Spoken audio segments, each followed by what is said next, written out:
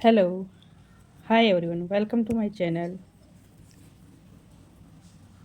जैसा कि आपको दिख रहा होगा स्क्रीन के ऊपर, मतलब आज हम करने वाले हैं कौन से टॉपिक के बारे में बात, जो वर्ल्ड हिस्ट्री है, जो स्टेट एग्जाम है और जो एग्जाम टीचिंग लेवल के होते हैं उसमें काफ़ी एग्जामों में वर्ल्ड हिस्ट्री का कुछ एक टॉपिक आते हैं, जिसमें से मेन टॉपिक हम करने वाले हैं। उसके जो मेन पॉइंट है, मुख्य बिंदु जो हैं वे हम करेंगे। कौन सी के 1800 सॉरी फ्रांसीसी क्रांति के, ठीक है, फ्रांस रेवोल्यूशन के हम करेंगे मेन टॉपिक। चलिए देरी ना करते हुए हम करते हैं इनका हम बारी बारी से अध्ययन। सबसे पहले तो ये देखते हैं हम कि अरे रुको जी सरकार,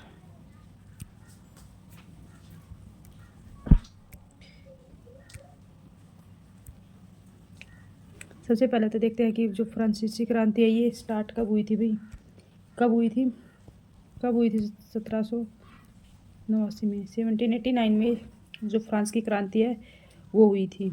इस जो ये क्रांति थी, इसको जो चार्ल्स जेम्स फोक्स ने फ्रांस की क्रांति को सबसे महत्वपूर्ण यानी कि सबसे बड़ी घटनाओं में से एक माना था। किसे? फ्रांस की क्रांति में से।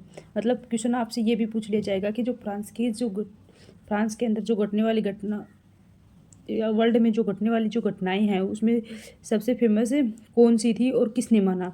तो कौन सी थी? फ्रांस की क्रांति थी सबसे फेमस। और किसने माना था फ्रांस की क्रांति को फेमस है? ब्रिटिश का, जो ब्रिटेन का एक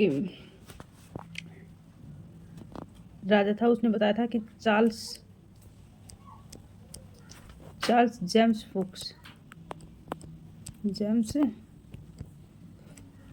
फोक्स ने माना था। ठीक है, श्रेष्ठतम घटना थी जो कि दुनिया की जो घटने वाली घटनाओं में वर्ल्ड के अंदर सबसे महत्वपूर्ण घटना कौन सी थी? फ्रांस की क्रांति। किसने माना था? जेम्स फोक्स ने। ठीक है, इसी के साथ हम चलते हैं। फ्रांस के लोग महंगाई, कर, वर्दी और रंग प्रशासन से परेशान थे, क्योंकि वहाँ पे सब कुछ तबाह हो चुका, इसलिए वे परेशान थे। फ्रांसीसी क्रांति ने फ्रांस में राजतंत्र को समाप्त कर दिया। मतलब फ्रांस के अंदर जो फ्रांस की जो क्रांति हुई थी वहाँ पे राजा के तंत्र को क्या है? समाप्त कर दिया। वहाँ पे क्या हुआ? फिर गणतंत्र लागू हो जाएगा। फ्रांस क्रांति के दौरान तैयार किया गया जो मानव अधिकार घोषणा पत्र एक नए युग के आगमन का द्योतक था। मतलब कि जो घोषणा पत्र तैयार किया गया था मानव के द्वारा, मानव के अधिकारों के लिए, वो क्या था? एक नए रूप में आया था। सन 1774 में जो बुर्बो राजवंश का जो लुई 16वां फ्रांस की राजगद्दी पर आसीन हुए। आप चलते हैं बुर्बो वंश के बारे में। जो 16वां था वो अंतिम शासक था। बुर्बो वंश का अंतिम शासक कौन था? लुई 16वां। उससे पहले बुर्बो वंश के बारे में हम जान लेते हैं। चलो भाई इधर से कर लेते हैं इसको बढ़ा करके। जो बुर्बो वंश था उसकी स्थापना किसने की थी? राइटिंग को मैनेज कर लेना भाई। उसकी स्थापना की थी हेनरी चतुर्थ ने। बुर्बो वंश की स्थापना किसने की थी? हेनरी चतुर्थ ने। उसके बाद में बुर्बो वंश की स्थापना किसने की? हेनरी चतुर्थ ने की थी। और उस टाइम पे जो आपका जो स्टेट्स जनरल का अधिवेशन होता है, ठीक, उसमें कब हुआ था वो? स्टेट्स जनरल का अधिवेशन 1614 में होता है। उस टाइम पे जो सम्राट के जो लुई 13वें शासन कर रहे थे। बुर्बो वंश में कौन थे? लुई 13वें शासन कर रहे थे। उसी के बाद में हम आते हैं लुई 14वें। लुई 13वें के शासनकाल में जब एस्टेट लागू हुआ था, ठीक है, तो उस टाइम पे जो लुई 13वां का जो प्रधानमंत्री था वो कौन था भाई? लुई 13वां का जो प्रधानमंत्री था वो कौन था? रिसूल था। कौन था? रिसूल उसका प्रधानमंत्री थी। किसका? लुई 13वां का। बुर्बो वंश के जो लुई 13वें के शासन काल के अंतर्गत जो प्रधानमंत्री था वो कौन था? रिसूल था। और इसी तरह जो लुई 14वें थे उसके शासनकाल को क्या कहा जाता है? उसके लुई 14वें के जो शासनकाल को स्वर्ण युग कहा जाता है। यानी कि सवर्ण काल कहा जाता है उस टाइम का। जो लुई चौदहवें का शासनकाल कौन सा भाई? लुई चौदहवें के जो शासनकाल है वो कौन सा है, मतलब कितने से कितने तक का है? 1643 से लेकर 1715 तक का जो शासनकाल है उसे क्या कहा जाता है? सवर्ण काल कहा जाता है। सवर्ण काल। आपसे एक क्वेश्चन पूछ लिया जाएगा कि कौन से किसके शासनकाल को सवर्ण काल कहा जाता है? लुई चौदहवें के शासनकाल को। इसी तरह लुई चौदहवें के शासनकाल को काल कहाँ से कहाँ तक को सवर्ण काल कहा जाता है? तो क्या आ जाएगा? 1643 से लेकर 1750 तक के काल को क्या कहा जाता है? सवर्ण काल कहा जाता है। इसी तरह लुई चौदहवां का जो कथन, इसी तरह लुई चौदहवें ने एक कथन दिया था, उसमें क्या कहा था? मतलब मैं ही राज्य हूँ। वो अपने आप को क्या है? बहुत बड़ा मानता था। लुई चौदहवें ने क्या कहा था भाई? मैं ही राज्य हूँ। उसने ये कहा था, मैं ही क्या है? राज्य हूँ।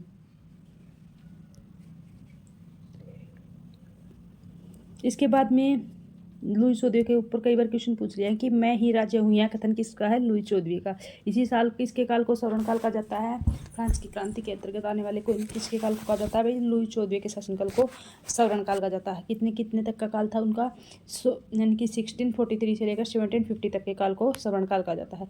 इसी तरह जो लुई 15वां था, लुई 15वां एक मतलब अच्छा शासक नहीं था। उसने कोई भी राज्य व्यवस्था में सुधार नहीं किए। फिर उन्होंने लास्ट में अंतिम समय में आते आते क्या कहा कि मेरे मरने के बाद प्रलय होगी। किसने कहा मेरे मरने के बाद प्रलय होगी? सॉरी, किसने कहा मेरे मरने के बाद प्रलय होगी? ये किसने कहा था? लुई 15वां ने। ठीक है, ये किसके वचन थे? लुई 15वां। एक ये योग्य शासक नहीं था और इसने कोई भी राज्य व्यवस्था में कोई भी सुधार करने की कोशिश नहीं की, और इसका अंतिम समय में इसके ये कथन थे कि मेरे मरने के बाद प्रलय होगी। ये कथन कई बार पूछ लिए जाते हैं। ठीक है, इसके बाद में आते हैं हम जो बुर्बो वंश का 16वां। इसके बाद में क्या करते हैं?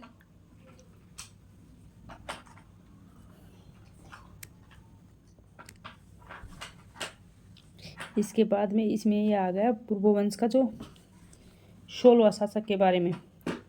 1774 में जो बुर्बो राजवंश का जो 16वां लुई 16वां फ्रांस की राजगद्दी पर आसीन होता है। ये क्या है? बुर्बो वंश का लास्ट शासक था। कौन? लुई 16वां। जब लुई 16वें फ्रांस की राजगद्दी पर आसीन हुआ तो राजकोष खाली हो गए। राजकोष खाली हो गया था, मतलब उस टाइम पे जो राजा की गद्दी पर जैसे ही वो बैठा तो राजकोष खाली हो गया था, और कई युद्ध लड़ने के कारण क्या है कि जो फ्रांस था वो बोझ से दब गया था। ठीक है, जो कर्ज था वो प्रतिदिन इंक्रीज होता जा रहा था। 18वीं सदी में जो फ्रांसीसी समाज 3 स्टेटों में बटा, मतलब 18वीं सदी में जो फ्रांस का जो समाज था वो कितने स्टेटों में बटा? 3 में। केवल तीसरे स्टेट के लोग ही कर अदा करते थे। इसके तीसरे स्टेट के लोग ही कर अदा करते थे। पूरी आबादी में लगभग 90% किसान थे और 60% जमीन पर कुलीन, चर्च और तीसरे स्टेट के अमीरों का अधिकार। तीसरे स्टेट था वो क्या था? अमीरों का अधिकार था। प्रथम 2 स्टेट कुलीन वर्ग के थे एवं पादरी के लोगों को, और कुछ विशेषाधिकार प्राप्त थे उन लोगों के, जिसमें महत्वपूर्ण विशेषाधिकार था राज्य को दिए जाने वाले कर से छूट। मतलब राज्य को कौन कौन से कर से छूट देते हैं? कुलीन वर्ग किसानों के सामंतों से क्या है? कर वसूलता था। वहां पर किसान अपने स्वामी के घर या खेती में काम करना, सैन्य सेवाएं देना, सड़क के निर्माण में सहयोग देने के लिए बाध्य थे। इसी तरह जो चर्च में किसानों को करों का एक हिस्सा टाइथ देना होता था, जो कि क्या था? एक धार्मिक कर था, टाइथ के रूप में वसूलते हैं, जबकि उन्हें प्रत्यक्ष कर टाइल भी देना पड़ता था। अब हम करते हैं इसके बारे में, जो आपके कर्ज हैं करों के बाद में। करों के एक बार मैं डिटेल से आपको एक अच्छे से स्क्रीन को व्यू करके इधर जगह करों के बारे में मैं आपको अच्छे से बता देती हूँ। कौन कौन से कर थे उस टाइम पे ये थे। तो ये यानी कि जो बुर्बो वंश का अंतिम शासक कौन सा था? लुई 16वां। ये तो आपने अच्छे से समझ लिया। ओके, जो टाइलकर था, राइटिंग को समझ लेना भाई, इसे टाई भी बोलते थे। किसको? टाइलकर को। इसको टाइल भी बोल देते थे। अरे एक पेन कहीं कहीं चल जाता है क्या? और टेले भी बोल देते थे। ठीक है, ये कर 1422 से लेके 61 तक किसने वसूला था भाई? चार्ल्स सप्तम में। ले भाई, चार्ल्स सप्तम में। ठीक है, किसने? टाइल, और जो टाइल कर था वो चार्ल्स सप्तम ने वसूला था। किससे वसूला था? ये क्या था? भूमि कर था, भूमि और घरेलू संपत्ति पर। जो घर में जो संपत्ति होती थी, मतलब जैसे भूमि, जमीन, जायदाद होती थी ना, उनके ऊपर जो कर था, घरेलू संपत्ति पर। ठीक है, इसी तरह ये नोट कर लिया। इसी तरह जो नेक्स्ट कर था वो क्या? कापितशो। कौन सा कर था? कापितशो। और विनिगमिते कौन सा था भाई?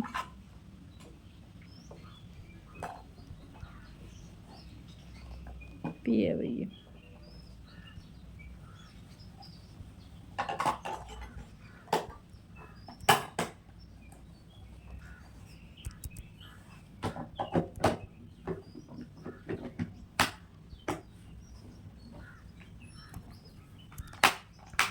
ये वाला कर आयकर था। इसको कापितशो बोलते भाई।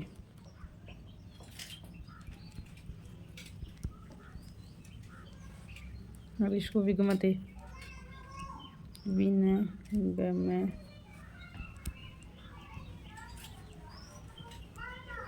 तो ये क्या थे? आयकर थे।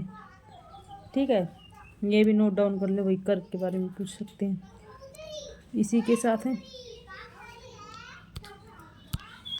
इसी के साथ तीसरा कर है भाई टाइथ कर।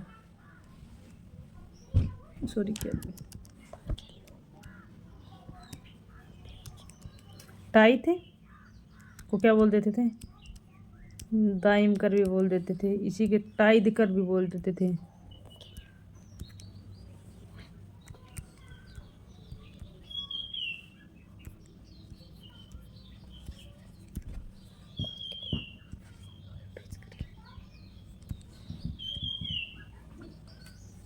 सॉरी, डी है भाई। टाइद कर भी बोल देते थे। ये कौन से करते भाई? ये थे धार्मिक कर। कौन से करते? धार्मिक कर, जो धर्म के आधार पर लगाए जाते थे। किसानों की उपज का 10%। इसमें क्या था? जो किसान थे उनसे, उनका जो खेतों में उपज होती थी, किसानों के पास में जो उपज होती थी उसका कितना परसेंट था?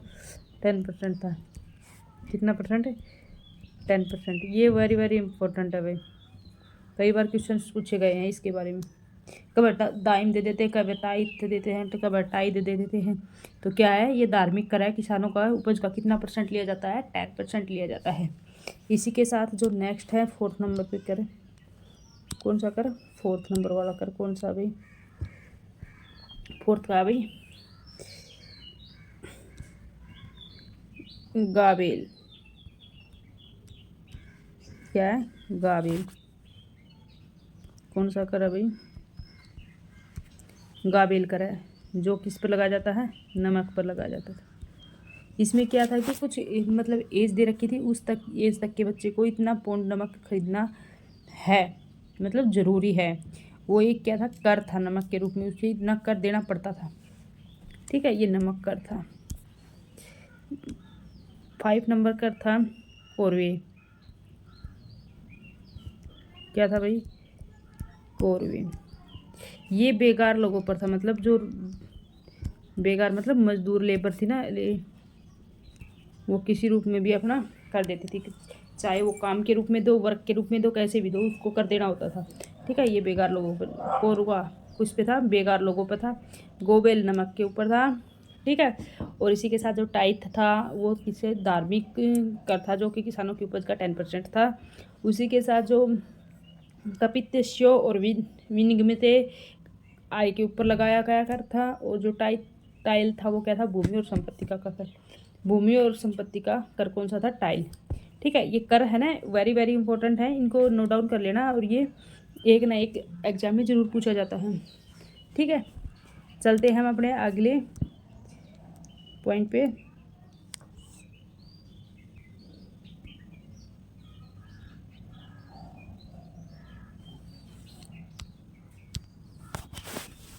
इसी तरह हम करते हैं नेक्स्ट, जो विश्व के जो सामाजिक संरचना के क्षेत्र में जो आमूल परिवर्तन का शुरुआत हुई थी, वह किससे हुई थी भाई, फ्रांस की क्रांति से। क्या, ये विश्व के अंदर जो समाज के अंदर जो संरचना है, जो क्षेत्र है, उसके अंदर जो परिवर्तन आया था वो किसके कारण आया था, फ्रांस की क्रांति के कारण आया था। फ्रांस के जो राष्ट्रगान को मार्सिले के नाम से जाना जाता है, किसके नाम से जाना जाता है, फ्रांस के राष्ट्रगान को मार्सिले के नाम से जाना जाता है, मार्सिले के नाम से जाना जाता है। लुई 16वें को जो न्यायालय दरबार, यानी कि जो लुई 16वां था, उसको न्यायालय के द्वारा जो देशद्रोह के आरोप में मौत की सजा सुनाई गई। किसको, लुई 16वें को मौत की सजा सुनाई गई। कब सुनाई गई थी वो मौत की सजा, 21 जनवरी 1793 में सार्वजनिक रूप से इसको क्या कर दिया गया था, फांसी दे दी गई थी। सन 1793 से लेकर सन 1794 तक के काल को फ्रांस के इतिहास का क्या कहा जाता है, आतंक का काल। आतंक का काल किसे कहा जाता है, 1793 से 94 तक के काल को क्या कहा जाता है, आतंक का काल। यानी कि 1 साल तक का जो काल था वो कैसा था, आतंक का काल था। इस समय फ्रांस में क्या थी भाई, जैकोबिन क्लब का शासन था। किसका शासन था, जैकोबिन क्लब का शासन था। इस समय फ्रांस में जैकोबिन क्लब का शासन था। जैकोबिन क्लब के नेता का नाम मैक्समिलियन रोबेस्पियर था। जो जैकोबिन क्लब के जो नेता का नाम था वो क्या था, मैक्समिलियन था और रोबेस्पियर, मैक्समिलियन रोबेस्पियर था। जैकोबिन क्लब के नेता का नाम क्या था भाई, याद रखना, मैक्समिलियन और रोबेस्पियर थे। जो जैकोबिन को शोकुलांत के नाम से जाना जाता था, कि जैकोबिन को किसके नाम से जाना जाता था, शोकुलांत के नाम से जाना जाता था। किसके नाम से, शोकुलांत के नाम से जाना जाता था। एक मिनट,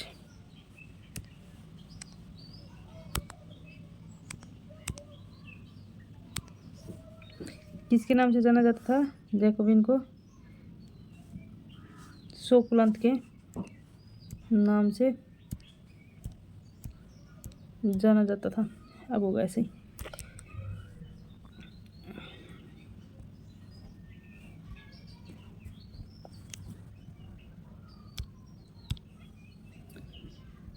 जैकोबिन को क्या है, शोकुलांत के नाम से जाना जाता था।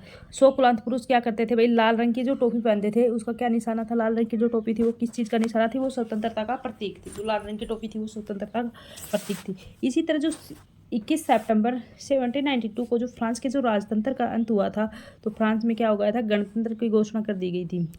ठीक है, राजतंत्र का अंत कब हुआ था, 1792 में अंत हुआ था और गणतंत्र की घोषणा कर दी गई थी। स्वतंत्र सरकार का वह रूप है जहाँ सरकार और उसके जो शासक हमें को का चुनाव जनता करती है। मतलब जो स्वतंत्र सरकार होती है उसका मेन रूप क्या होता है भाई, जनता के द्वारा शासन, मतलब जनता चुन के भेजती है, उनके द्वारा शासन चलाया जाता है। गणतंत्र बनने के बाद फ्रांस में जैकोबिनों का शासन हुआ। किसका हुआ, जैकोबिनों का शासन हुआ था। जैकोबिन को एक कमेटी, किसका शासन हुआ, जैकोबिनों का शासन हुआ। रोबेस्पियर सरकार सत्ता में आई। कौन सी सरकार आई भाई, रोबेस्पियर सरकार। गर्दन से धड़ अलग करने की मशीन को क्या कहा जाता था वहाँ पे, गिलेटिन कहा जाता है, जो कि उसके आविष्कारक डॉक्टर गिलेटिन के नाम पर पड़ा। उसके जो आविष्कारक थे उसके कौन थे, डॉक्टर गिलेटिन, उसी के नाम पर उस मशीन का नाम पड़ा गिलेटिन।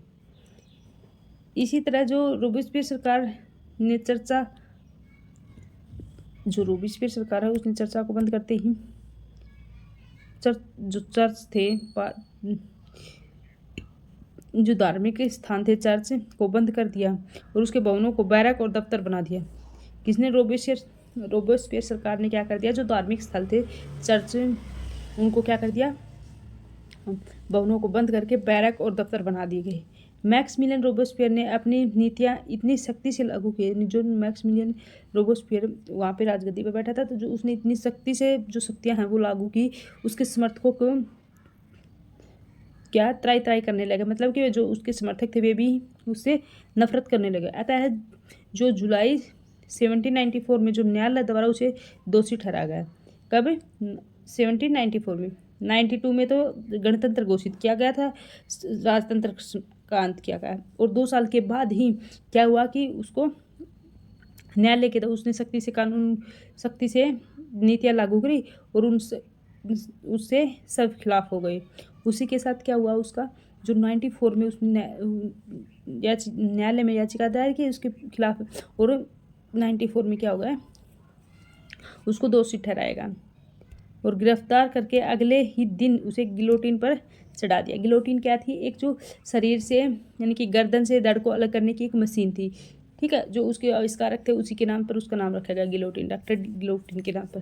मतलब शरीर से सिर को अलग किया जाता था, गर्दन को। जैकोबिन सरकार के पतन के बाद फ्रांस में मध्यम वर्ग के संपन्न तबके के पास सत्ता आ गई। जो मध्यम वर्ग का जनता थी उसके पास में क्या है, सत्ता आ गई, और नया संविधान बना जिसमें 2 चुनी हुई परिषदों का प्रावधान रखा गया। नया संविधान का निर्माण होगा और जो परिषद थी उनको रखा गया, मतलब 2 चुनी हुई परिषदों को रखा गया। इन परिषदों ने 5 सदस्यों वाली एक कार्यपालिका डायरेक्टरी नियुक्त की, मतलब फिर वहाँ पे क्या है, कार्यपालिका विधानपालिका ऐसे लागू हो गई। लेकिन फ्रांस में यह शासन भी डायरेक्टरी के आपसी झगड़ों से नहीं चला, मतलब जो डायरेक्टरी थे उनका आपस में झगड़ा होगा, तो ये शासन भी ज़्यादा दिन नहीं चला। फिर सैनिक तानाशाह नेपोलियन बोनापार्ट का उदय होता है। फिर कौन आता है? सैनिक तानाशाह नेपोलियन बोनापार्ट। उसके बाद में बोनापार्ट आता है। इसी तरह मैं एक बार आपको एक क्वेश्चन और है भाई, मेन इम्पोर्टेंट है वो और बताती हूँ मैं आपको। मतलब जो कर थे वे आपको मैंने 5 प्रकार के कर बता दिए। उन 5 प्रकार के करों में से एक तो आयकर मतलब प्रत्यक्ष कर हैं, कुछ अप्रत्यक्ष कर है। प्रत्यक्ष कर के अंदर को कौन से आते हैं? प्रत्यक्ष कर वो होते हैं जो हमें डायरेक्ट वसूलने होते हैं, उसी के पास में जाकर, वो क्या है? भूमि कर, भूमि कर। और जो अप्रत्यक्ष कर हैं, जो हम किसी के द्वारा वसूलते हैं,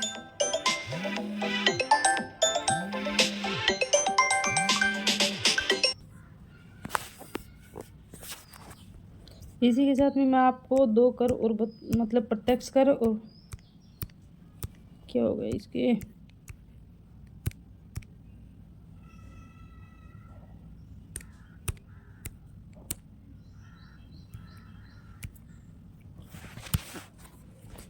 मैं आपको बता रही थी प्रत्यक्ष कर और अप्रत्यक्ष कर के बारे में।